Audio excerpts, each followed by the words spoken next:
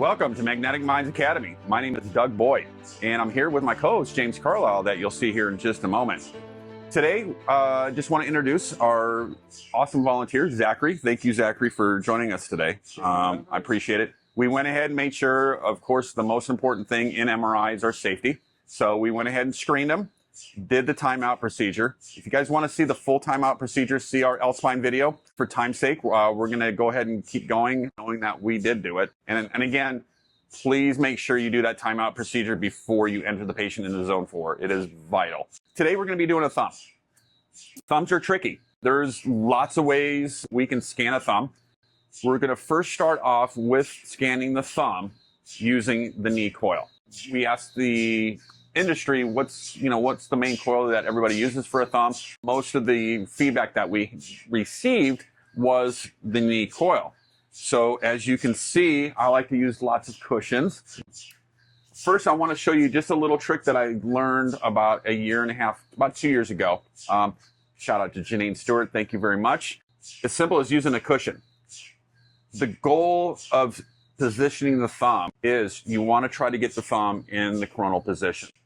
Well, if the patient is having a hard time or if they're not able to, hold that position, use a cushion.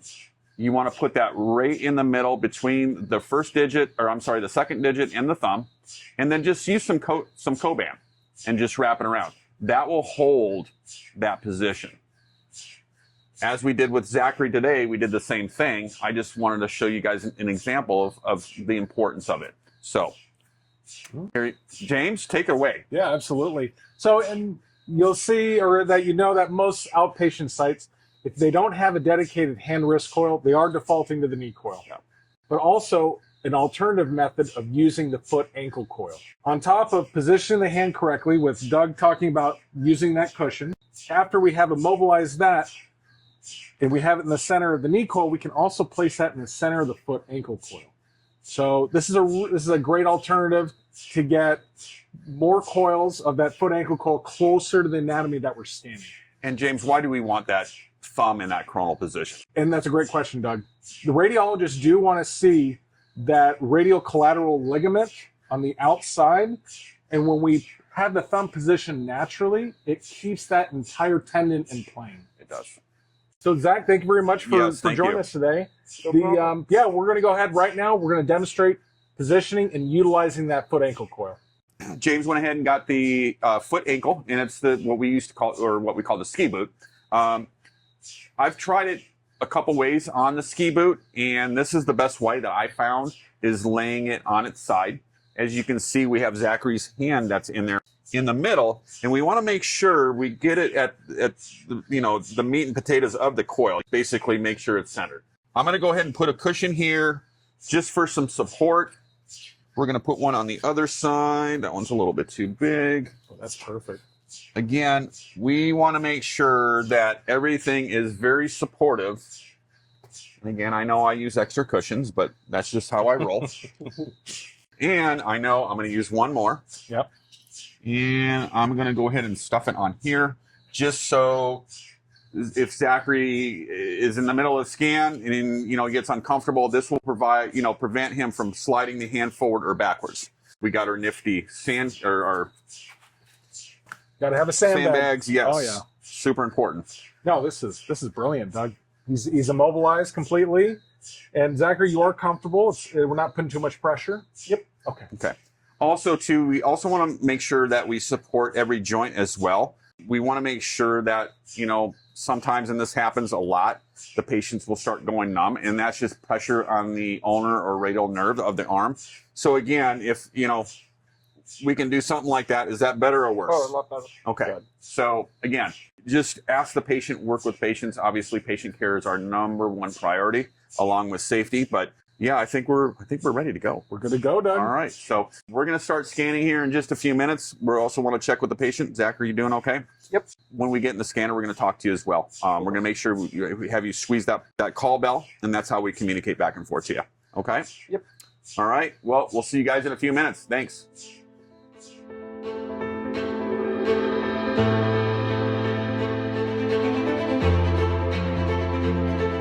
welcome back, everybody.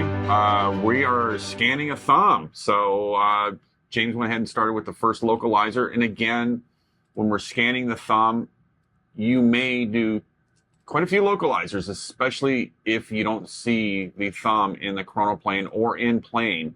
And again, you know, it's up to the radiologist that you're working with. They might have different ideas or different positioning techniques that they want to use, but how James and I was showed, we did it this way at the places that we worked. Yeah, this is super tricky. One, so we're using the non-conventional, but a highly effective method of using the foot ankle coil. From there, it's kind of tricky on the E software on Siemens. You can choose feet first, head first, right, supine, prone, or right and lateral decube. If their arm is above their head, we want to have the images hang correctly. So we're telling the machine that we're going in feet first, so it flips the hand in the correct orientation. It's one of those things you kind of have to wrap your head around. With the newer systems, you can be very direct and tell the system what the positioning actually is, and it'll correct for it.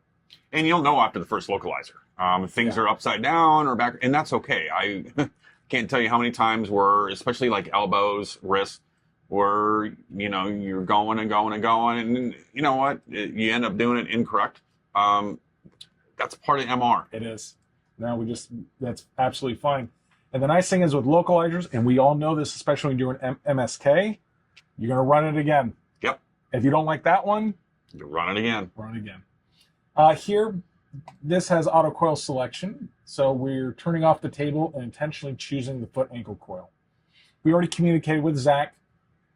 He's aware, already squeezed the ball, and he is good to go. I'll check in with him before we continue on. Zach, you're doing okay? Yep. Very nice. Here we go, my friend. It's so important to have that communication with the patient because you build that trust factor. If you don't have that trust factor, like I've been saying, I know I sound like a broken record, but if you don't build that communication, you're not going to have that trust factor with the patient. Plain and simple. And we took our time in there. We made sure he was comfortable. We patted his hand and wrist. Extra pads, yeah. No, and when we were done, Doug grabbed an additional pad. And I threw in another pad. Go figure, right? But it's the right thing to do, though. I mean, make sure it's immobilized. Yes. Oh, wow, look at those. All right. This is the foot ankle, everybody. I know. I was on the fence when I first heard about this, and of course I had to try it. Wow. Oh, this is going to be a little too easy. All right, so this localizer is going to finish. Just for the benefit, I'm just going to see whether a third localizer would be useful in this regard. And again, you're going to have to get creative. There's a lot of what ifs with thumbs. A lot of patients aren't going to just come in, walk in, lay flat on their stomach and go. You're going to have a lot of different scenarios. And that's why, you know, we're talking about using different cameras for the thumb that are viable. There's one more camera that we want to show you using the head coil. And it just depends. I mean, sometimes you're going to have patients that are not going to fit quite as easily being isocenter.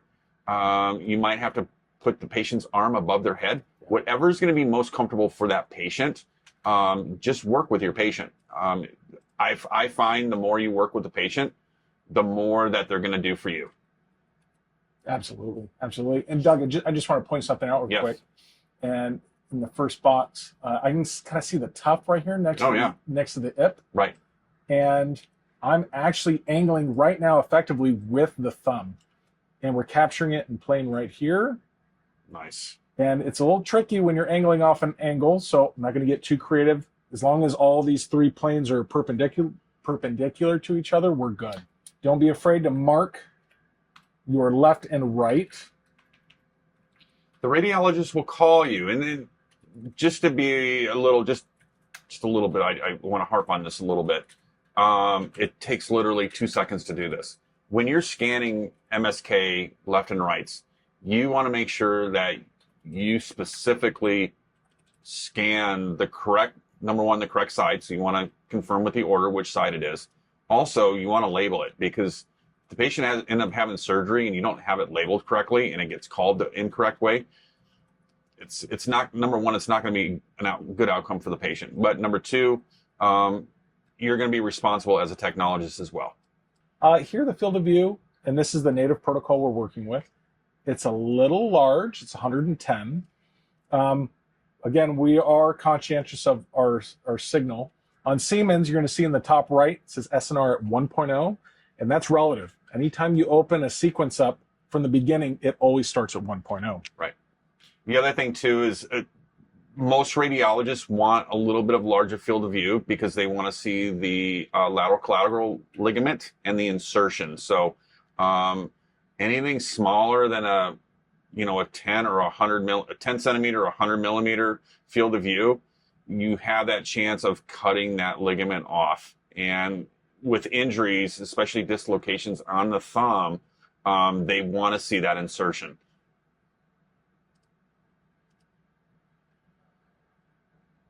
I'm going to keep this going A to P like that. Trying to keep these axial slices going through the joints correctly. Good. There we go. I don't necessarily want to get the hand. I'm going to kind of deviate and center closer to the thumb here. And I'm looking here at our coronal end plane and just kind of, I don't want to off-center too much. Right, because you want to make sure you get that the radial collateral and the ulnar collateral and the correct. Yeah. Yep. And Doug's absolutely right here. On the lateral side would be the radial collateral ligament, and then on the medial side would be the ulnar collateral. Correct. There we go. Let's go right here, kind of tighten it up. Looks great. We have slice thickness of 3. I would not do any more than that, but that's appropriate for an axial. Distance factor, we're going to hover over that. 0.3. 0.3. 0.2. I'm fine with that. Being at 3. I'm good with that. Yeah. The MSK, we're going to have our TE closer to 50. I'd prefer our TR to be, well, this being a PD, we're okay with 2600. That's fine. We're going to check our acceleration at 2. Good. We're at 4 averages. I think we're going to need it. Yes. I'm just curious if you take the cantinations down to 1, how high will our TR be? 5270. We can actually. You know what? I found out most MSK docs, and the ones that I've worked with, they like a little bit of a higher TR. They call it the T2 PD fat sat, especially when they're looking at ligaments. That's what was explained to me. Here we go. So let's go with the higher TR. I like it. Nice. Oh, good call. Of course, you don't want to get too crazy. Don't get crazy. Do it your way, but don't get crazy. This being a T1, we want to make sure that our TR is we're on a 3 Tesla. I'm curious, what TR do you go up on a 3 Tesla? What would you do on a T1? It's kind of a rule of thumb. Yeah. Sorry. I digress. So I've talked to physicists, and they say not to exceed 1100, but most people are very comfortable up to 900, even 1000. Awesome. So yeah, if you're on a 1.5, do not exceed 800. Yeah. I always used to go up to 1000. So is that right? Yeah. Yeah. I would feel comfortable. Yeah. So the how low can you go though? I would never go lower than 600, to be honest. Really? Yes. I would never go. Things started looking a little washy once I started going below the 600. I learned a lot when I went to Mallinckrodt, which is a school just for MSK.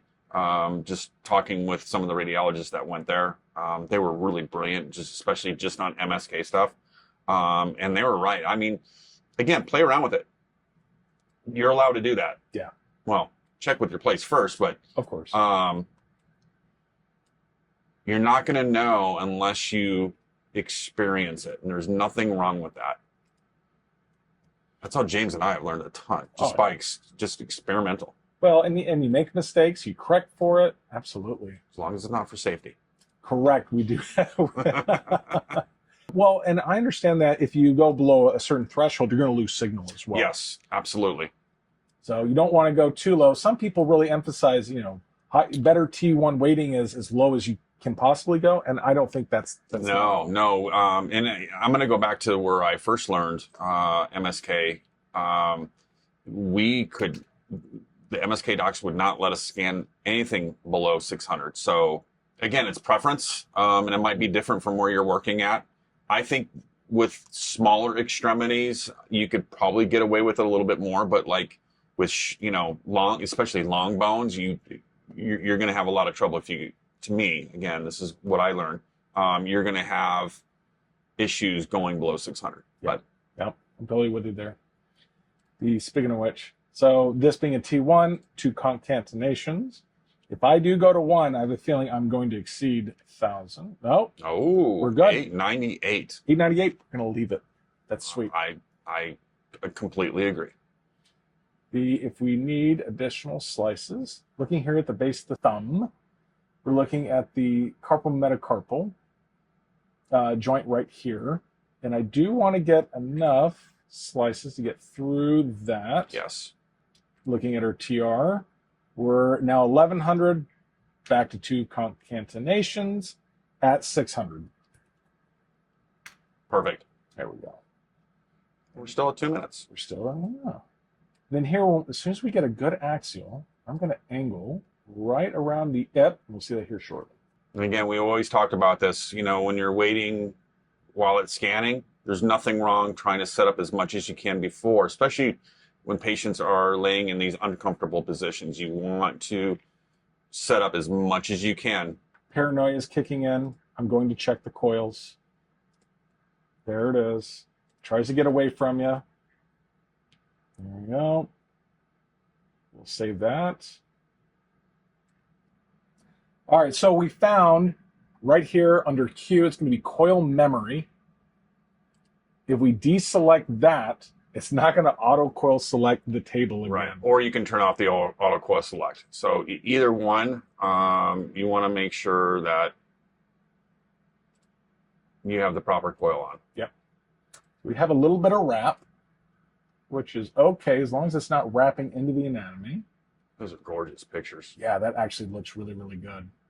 The other thing you can do too is if you worry about wrap, just drop one of your averages and increase your face over sampling up to 100%. Correct. Yep, and you'll regain that signal. The other thing too, if you have right to left or A to P too, determining where your phase is going, sometimes it's going to wrap. It's going to wrap. Those are gorgeous though. I know that. Wow, actually those are really beautiful. Ooh. A foot ankle coil. Here we go. All right, so we're kind of angled here. Right here right around the hip. I'm going to turn on the reference line so we can see where we're at in conjunction with that. I like using reference lines. Same here. Right there. Perfect. Honestly, it looks good. Looking at this, we have enough oversampling to get past the hand. We know that our foot ankle coil is on. Here we go. If I have this, I'm going to select series and I'm going to rotate this image.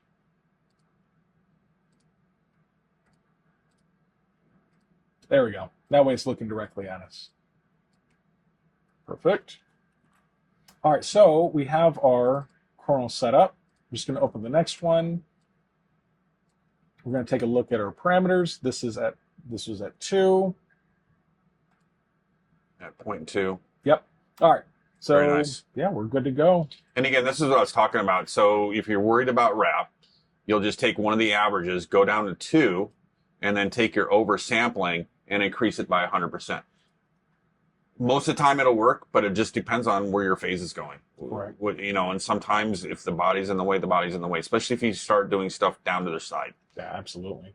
Which we're not demonstrating today, but down the road we will cover that, especially doing elbows, hands, wrists. Right. We're going to show that all down by the side. That's pretty common. Even like I was saying in the beginning, it's that what if, if you get a patient that can't lay on their stomach or can't lay on their side or just can't lay there, period, you have to think of something. I mean, the exam needs to be done. Yep. Try their arm above their head, try different coils. Just to demonstrate what Doug was saying before, I'll go ahead and drop the average from 3 to 2. You'll see our SNR went down to 0.82, and our oversampling will take to 100. And guess what? SNR right back to 1.0. Right. And it didn't really touch the time. No, I love it. Bring that back up. Actually, it didn't raise the time at all. It didn't. It was exactly 2 minutes and 41 seconds. We have one of the concants from our thumb. Ooh, Doug, I'm really digging this foot ankle coil. I know, isn't it awesome? Yeah, this really is.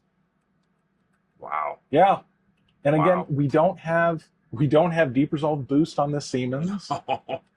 You Those know, are phenomenal. yeah, and this is not a dedicated hand wrist coil. I mean, a lot of places don't have dedicated. Oh, Hey, what's going on, my friend? Have one of you guys push the pillow up forward a bit. yes. Yeah, absolutely. Yep. Yeah, we'll be right in. I'll be right back, guys. I'm going to go help with the patient, make them more comfortable. All right. Well, I'm glad that happened, guys, because this happens from time to time where, you know, it's patients get uncomfortable and you got to run in, and that's part of the deal. Do you think we need another localizer? No, he Oh, did good. not move. So Nice. basically, Zachary was complaining his arm underneath the armpit, the Here we go. Next one. pillow that we used to make him a little bit more comfortable was slipping out. So what I did is I just adjusted the pillow and kind of folded it underneath to kind of build up that shoulder part underneath his armpit. So he said everything felt good. Good question about relocalizing. I didn't see him move, but if he does move, then yeah, we'll have to. We will. Do But it the nice thing is Doug patted it so well. So I did. yeah, so I have full confidence that we should be good as well. And the nice thing is because we'll rerun a coronal, we're going to run the next coronal before we run the sagittal. So even if he did shift a little bit, it's not that big a deal. We can just shift over sagittal slices. Right. We're not going to repeat everything before. I agree. Yeah. No, this is great. Just tells you even volunteers will become uncomfortable. So you can imagine if there was a real patient that was in like some serious pain. So again, It's amazing. we want a box on this plane. Box right there. Now we can make sure it's square. Perfect. We already have a good axial, a good coronal. And on this one, it's really important, especially on the sagittal. You want to see that collateral ligament coming off. And we'll show you when we start seeing images. It almost looks like a half a moon, but that ligament pops out pretty far, especially if they have a dislocation. So you want to make sure you include all of it. So I always do extra slices on the sagittal, just because I've been burned before. That looks beautiful. We'll get that there in plane. Just skimming through, just making sure we're not clipping the anatomy. I might add maybe like 3 more. Let's go. Might as well just keep it even. Let's go to 20. Like it. Perfect. Now we got play Yep. to get the Yep, ulnar perfect. side. Any kind of extremities, 20 minutes is your top before they start getting uncomfortable and start moving. There we go. And just double checking. Looking here, do we need more oversampling? Nope. Actually, a little wouldn't hurt, just so we don't see. Perfect. Now we're past the palm here. Yep. And to save a little bit of time, and we appreciate Zach helping us out today, we'll get this next one going.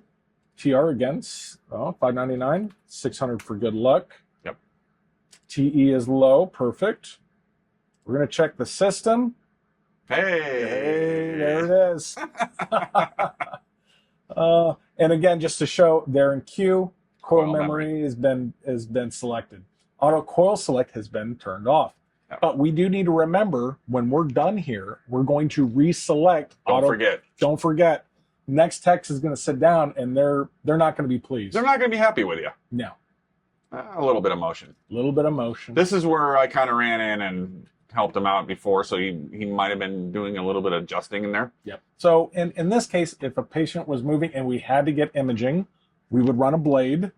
But again, proper positioning, get him as comfortable as possible is our way to get proper imaging in this way. Right. I want to get a little crazy with the sagittal though. You want to get a crazy? I want to get a little with it? crazy. So we'll start this. Okay. Here we go, Zach. You're doing great. We just have 2 more sequences, okay? Will you be okay? Yep. Yes, sir. Here we go. I want to try a stir. You want to? Oh, Ooh. A lot of times, you know, especially with thumb, and boy, were we proved wrong on the L spine that we did with the Sagittal T2 fat sat. Yeah. But I mean, a lot of some MSK doctors just like stirs. So I just want to show you the difference between, you know, the PD fat sat and the stir. So we're gonna take one out of the, and again, this is the beauty. You can just take it out of any you know, So we're protocol. Yeah, but you want to keep the same field of view too. We do. So I'm going to stick with a wrist. That should be a comparable. Yeah, this should be good. We'll stick with this. In fact, we'll just borrow this stir right here. Very close. Our proper coil. Give it the proper editing. Then we're going to check thickness. Actually was already at 3. That's terrific. This was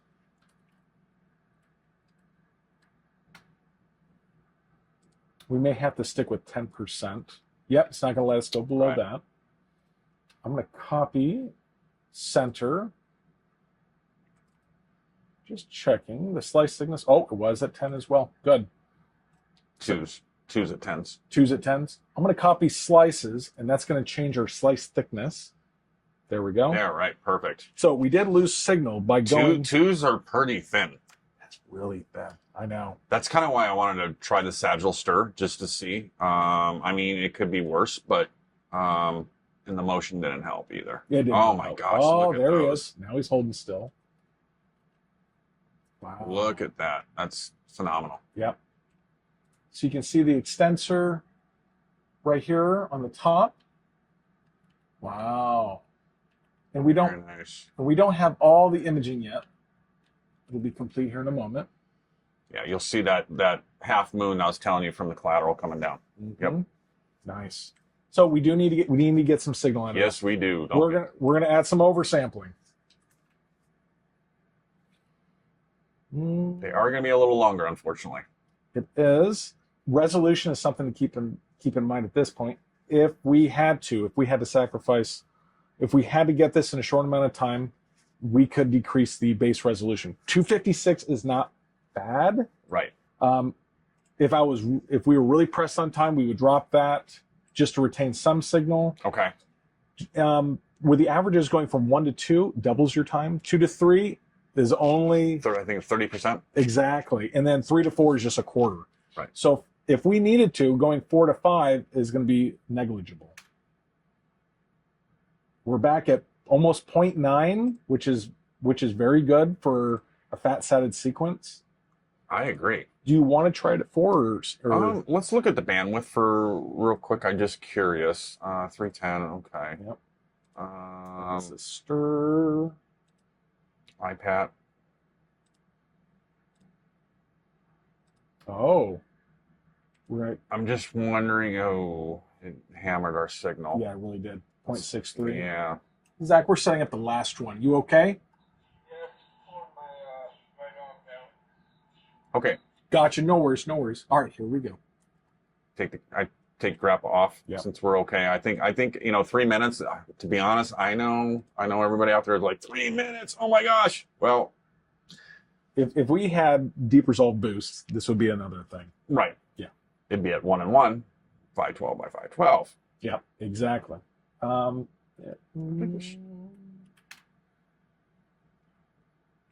minutes 8. We'll just go ahead and run it. I think that's acceptable. It's fine. And at some point, we could spend more time tinkering with it than just getting it going. Right. So our limitation, we're just going to increase the TR, probably back to where we started. Yep. 3.5 minutes. Yep. God, that's beautiful. I know. It does look nice. There it is. There's the, yep. Yep.